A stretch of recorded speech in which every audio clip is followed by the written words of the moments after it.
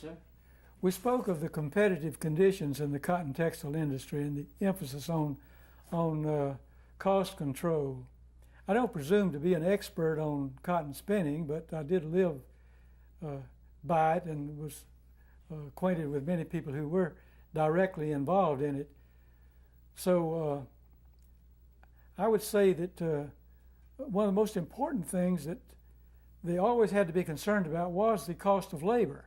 The industry was much more labor intensive in the 20s and 30s than it is today. It required three times the number of hours to produce a pound of yarn that it does today, maybe more than that. But that changed gradually over the years, but not a great deal of change came about in the 20s, 30s, and even the 40s toward decreasing the labor intensiveness of the industry. These changes have mostly come about in the last 30 years. So during the 30s, a period we are focusing on, I believe, it was a labor-intensive industry, and the cost of labor was an important part of the cost of the product, and it couldn't be disregarded by the people managing the businesses. Then, when did you first hear about unions?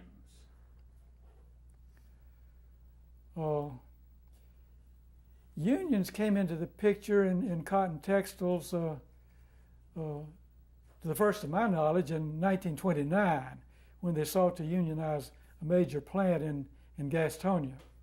There may have been earlier efforts, but I was too young to know about them if they were. But from 1929 on, unionism was frequently spoken of, more in those days than it is today. Perhaps because the national unions were interested in the textile industry, realizing that there was a great pool of workers who were not unionized, and it seemed like a logical target. One of the things I think the national union leaders overlooked was that the textile industry was a highly fragmented industry. Unlike steel and automobiles and shipping, there weren't just a few producers. There were hundreds, even thousands of producers.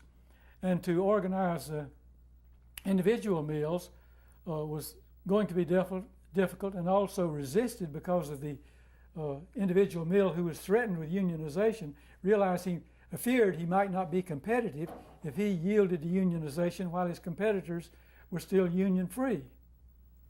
It was one of the constant clouds that hung over the minds of management in those days. Now, I believe you have a personal reference in connection with unions.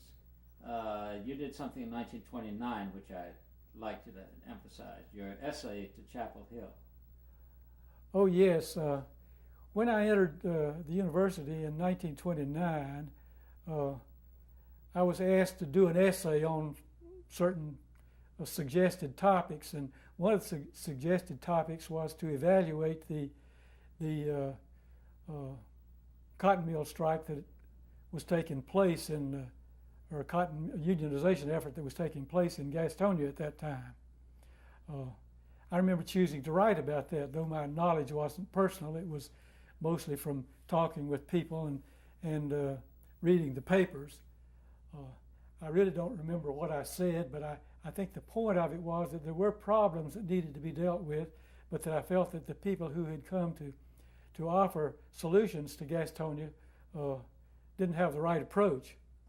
Now, I want you to do that again if it was your idea rather than the university's idea, because the way you explained it, I thought it was the topic was suggested by the university. That is correct. Okay, then you got it. I'm sorry. That's fine. Well, they suggested 3 or 4 topics. Okay, but it said do an essay on one of the following topics.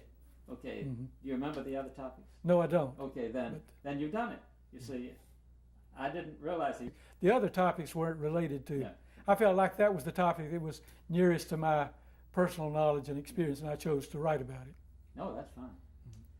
Mm-hmm. Okay. Now, let's move up to 34.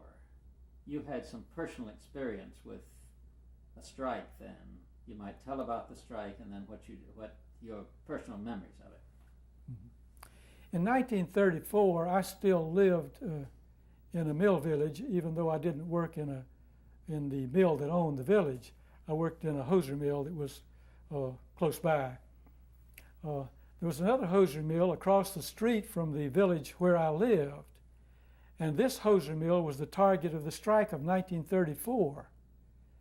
It was strange to some of us then, and it's strange to me until this day, that a hosiery mill, a ladies' full-fashion hosiery mill, was the target of a union strike because it had paid the highest wages in town.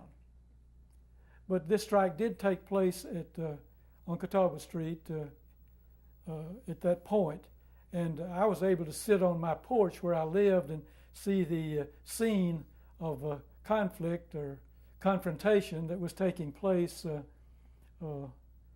between strikers, non-strikers, between the National Guard, which had been called out to keep order. It was a rather confusing scene, but I was aware that it was confrontational and not always pleasant. In fact, it was very unpleasant on one particular occasion. There were earlier occasions in which it was unpleasant, and that the strikers sought physically to keep those who were willing to work from going to work. And I knew one or two people who got beaten and experiences of that kind. But then when the National Guard came on the scene, the confrontational aspect of it took on a more serious turn, because the National Guard was armed and their purpose was to keep order, and I'm not sure they were well trained or sufficiently well prepared for the responsibility they were assuming. Anyway, on one night, a man was killed, a member of the strike-breaking squad, I suppose. He didn't work at the plant. He didn't even live in Belmont, but he was there trying to assist others or to keep up the emotional fever of the strike. I don't know what happened. I'm not sure anyone really knows what happened, but he did become impaled by the bayonet of a National Guardsman, and he died as a result of this. This was a very sad thing and was disturbing to everyone, but there were much concern about it, but it's something that happened and Belmont still regrets. I'll stop you just a minute, Jimmy. Misunderstand that particular thing. All right, shall we start at the beginning again? I'm afraid so. He was a striker. Pardon? I'm sure he was on the He was a union striker. side. Oh yes, and he knows it. Right.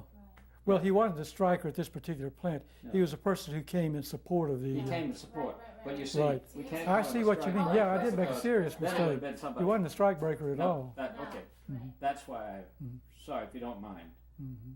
I didn't want to interrupt you, but all right, so let's Mhm. try that again. I've forgotten where we were, but where did You're we on start? the front porch. You're on your front Yes. foot. All right. I was able to sit on my front porch and see the confrontation of strikers, non-strikers, and law enforcement people at the plant that was almost across the street from where I lived. I remember on one evening a very sad thing happened because a man who had come to support the people on strike and encourage them in their endeavor was wounded by a National Guardsman, and he died from the wound. This man was not a striker at this particular plant, and in fact didn't live in Belmont, but he had come there because he was sympathetic with the endeavor to unionize workers in this area. It was a very sad thing, and I'm not sure whether it cast a pall over the union's effort or not, but it did.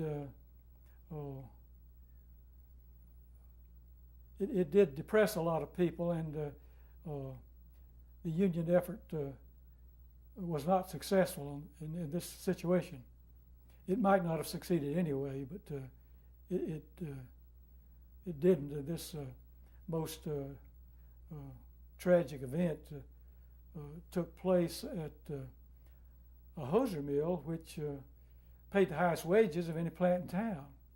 Now, did you know any of the National Guardsmen? No, they came from elsewhere. The National Guardsmen were brought in from other areas. How that assignment was made, I don't know. Whether their assignment to Belmont was necessary, I don't know. But there were people who thought they were, and of course there was a need for keeping order because there was disorder before they came. But it was probably, their coming probably overdid the situation because it must have been intimidating to the people who were involved in the labor conflict. Now, you were sitting there. Could you tell us what people were saying around you? Were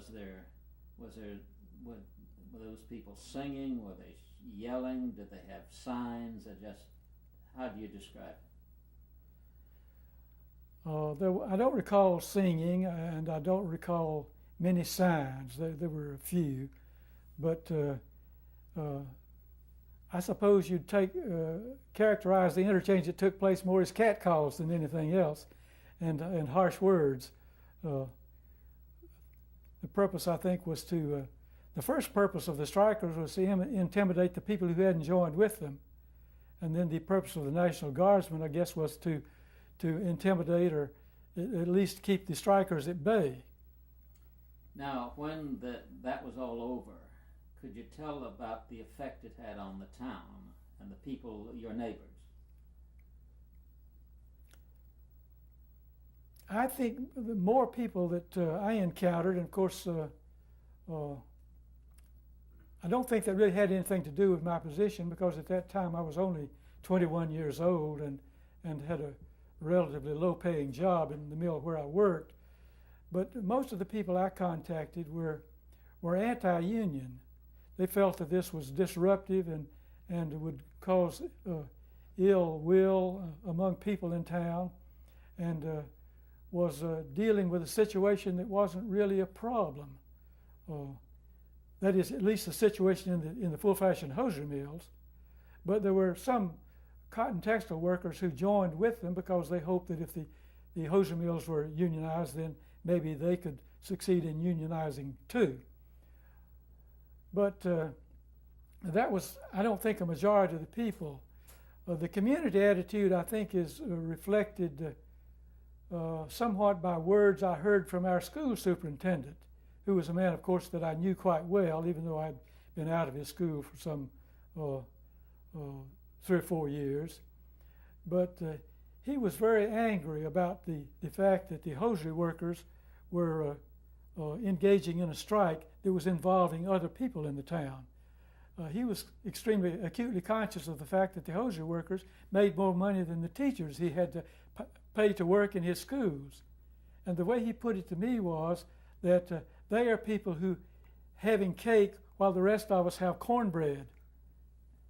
He was quite angry about the situation and didn't hesitate to say how he felt about it. Well, now, what about the churches and the other organizations in town? I don't recall that churches became involved in the Union conflict.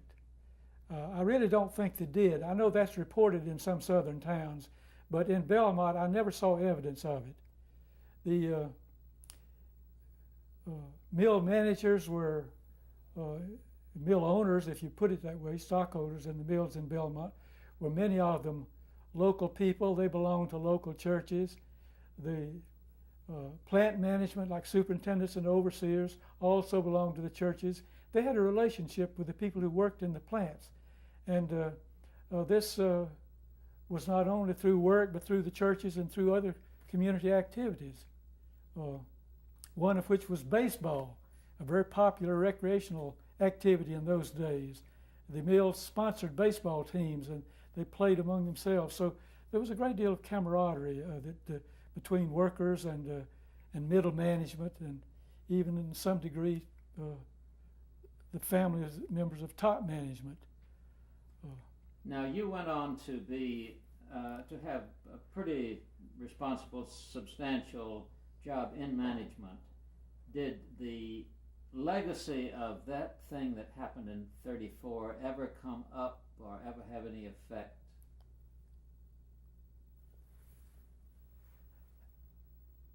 I guess my memory of 34 is that it colored the attitude of management toward unionism and maybe workers too to some extent in later years. I know that through the 40s and 50s there was a intense desire to repel unionism on the part of management, and I never saw much interest on the part of labor to engage in it. Probably the experience of 1934 dampened any interest that might have otherwise arisen toward unionism. Now, there were two other very heavy drives in textiles. It may not even have reached Belmont, I don't know. One was in 37 to 39 when the CIO came in, and then one right after the Second World War. Did either one of those touch your mill or touch your consciousness? No, the unionization efforts that took place in the later 30s and in the early 50s took place in other towns. I don't recall a sincere effort to organize a mill in Belmont on either of those occasions. I'm sure there was some distribution of literature and some local contacts and so forth, but I don't remember any endeavor that ever got off the ground. Okay, now this is kind of fishing.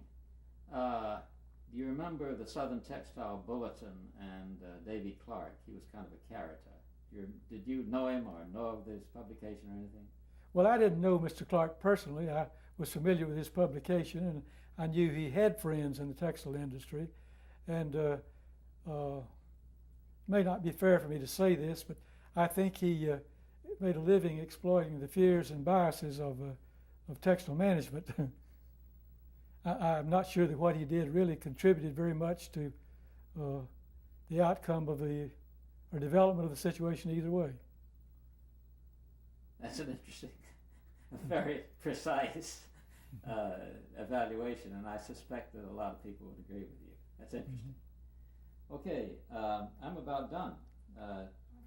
Do you want to paint a picture of the Belmont Gastonia area for me, because you might want to stop it. Okay, so I need to know what that looks like. It's just the audience. Belmont began at the crossing of Main Street and the railroad in the latter part of last century. The first mill was built close to this point, the Chronicle Yarn Mill, built in 1904. And the next second mill was built just across the railroad from it, the Imperial Yarn Mill. These were large two-story plants. The next mill that was built was the Majestic, built in 1911. It was built a little farther east.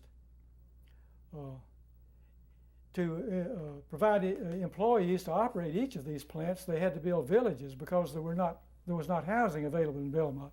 And of course, this was before the day of the automobile, and people had no way to get to work unless they drove a horse and buggy, unless they lived close by. So people who think about the history of the mill village now sometimes think of it, tend to malign it as an evil, but it was a necessity in those days. There was no way that the mills could have been staffed had they not had villages. And the houses that were built were relatively good for the time. So as Belmont grew, adding mill after mill, and I say we kind of had 15 or 16, almost all of them had to build villages until the late 20s. Possibly the last mill or so that was built did not build a village, or built only a limited village, because automobiles were coming into use then, and they weren't absolutely necessary. Now, if you looked at Belmont from the air, you would see a small central business district, maybe a relatively small privately owned residential district, and you'd see a mill here and a mill there and a mill somewhere else, each one surrounded by a cluster of village houses. Now, Belmont today doesn't look quite like that because a few of the mills have done away with the villages. The company I was most closely associated with disposed of its village houses in various ways. One of the ways was to give them away to somebody who would take it and move it out to a semi-rural area. Another was they just tore them down. So there are at least 3 villages that are gone from Belmont now, and so Belmont looks a little bit more spread out than it did 50 years ago. Great. Very nice.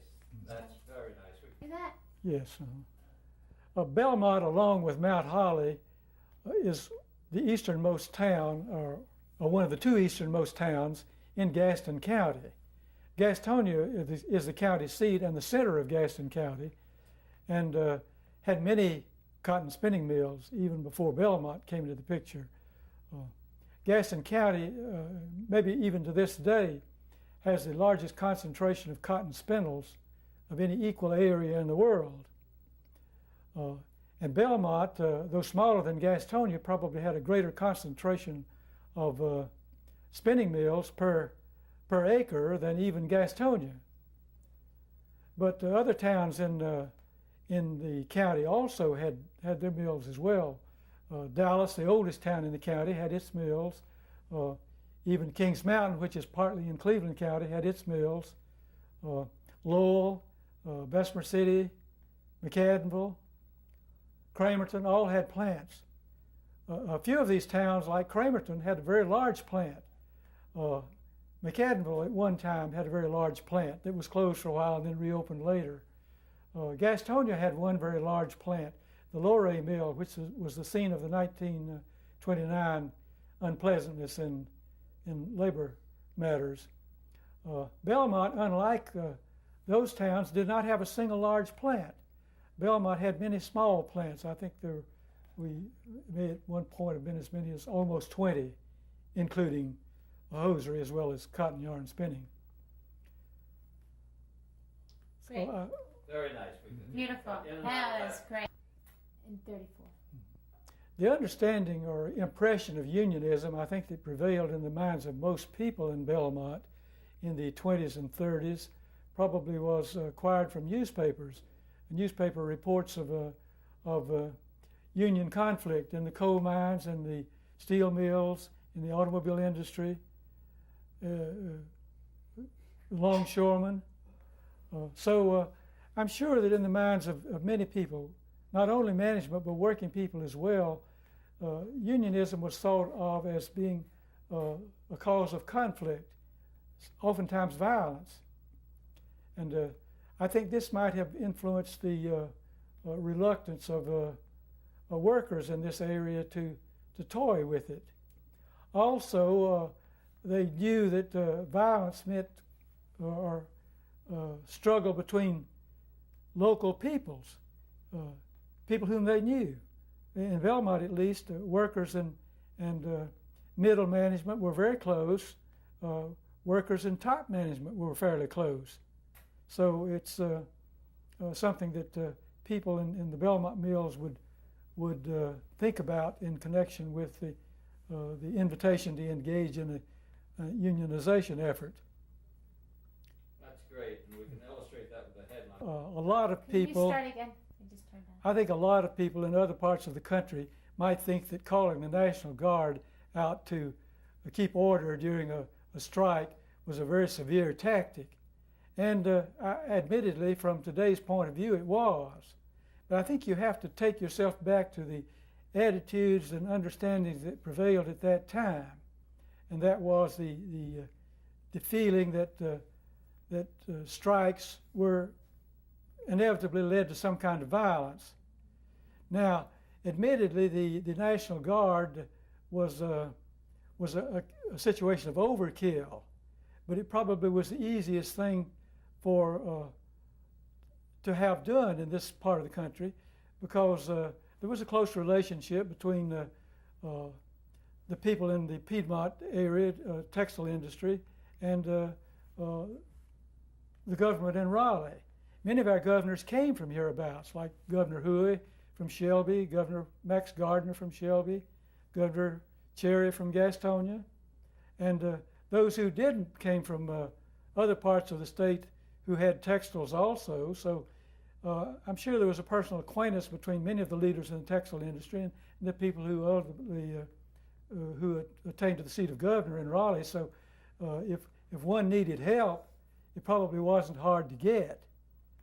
Now, whether they needed as much help as they got, I don't know, but how would you draw the line? Local law enforcement officers were not generally prepared to cope with the situation. Whether you needed to bring out men in uniform, I don't know, but that was done. And most of the time, it worked quietly.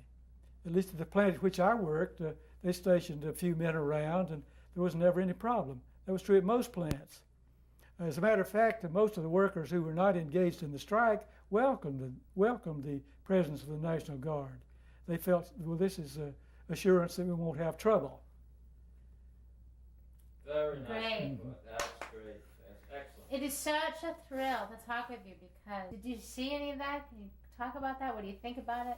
There probably was a need in some places to provide protection for the physical plant. I don't recall that was ever done in Belmont, at least not to any degree. The National Guard, I think, filled that role when it was here. I personally don't know of any cases of deputization of workers to protect the properties. Yeah, okay. Now I have some pictures. The story to me the first time I heard it, I didn't believe it. And I didn't believe it until I was in this archive in New York City looking through photographs, and I found these pictures. I was like, boy, they're telling the truth. So, I just... Yeah, somebody who observed it, somebody else who observed it told us about it. We just said, oh, that didn't happen. But at least in this one situation, the intensity of feelings on the part of the workers was such that something did happen. So you're standing on this porch and you see this. What do you want to do? Well, I really didn't know what was taking place. Now, I hope I didn't mislead you on that score. I didn't know that someone was killed at that moment. I knew that there was movement of the crowd back and forth and shouting and that sort of thing, but I didn't see someone stabbed with a bayonet. I didn't personally see that, but I just happened to be there when it took place. Well, here's a picture of that's, I guess, the house in front of the knit products. That was probably the home of the Lay family. I lived in a house similar to that, somewhat further up the street. You said this body was carried into the home of the Lays. I didn't know that, or had forgotten it if I did. Yeah. Now, by the way, I think he mentioned in your notes something about a sympathy Yeah, visit, yeah, yeah. so we want to make sure that we don't miss that. Well, I may have misled you on that. My sympathy visit? Yeah. It wasn't really that. Okay. I went with someone who was making a sympathy visit, a friend of mine. Can you start again? Pardon? Can you start again? The story. Well, the next day, it may have been a couple of days later, I'm not sure, a friend of mine, or one or two friends of mine, wanted to pay a sympathy visit to the family who had lost this member, and I was in the group and I went along. I didn't go inside and speak to the family, but I did accompany friends of mine on such a visit, and so I know where the person lived, and did go there. And I felt sympathy, but I didn't know the people personally, so I didn't attempt to express my feelings.